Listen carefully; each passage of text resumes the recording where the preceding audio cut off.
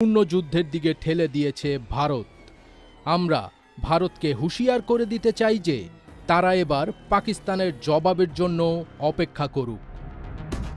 এদিকে পাকিস্তানের পাঞ্জাবের কয়েকটি জেলায় শুক্রবার আরও ৬টি ড্রোন গুলি করে ভূপাতিত করেছে পাকিস্তানের নিরাপত্তা বাহিনী। নিরাপত্তা ও মিলিটারি সূত্রের বরাত দিয়ে দেশটির গণমাধ্যম সামা টিভি জানিয়েছে, এ নিয়ে ভারতের ৭৭টি ড্রোন ধ্বংস করেছে পাকিস্তান, যার মধ্যে রয়েছে ইসরায়েল নির্মিত ২৫টি ড্রোন।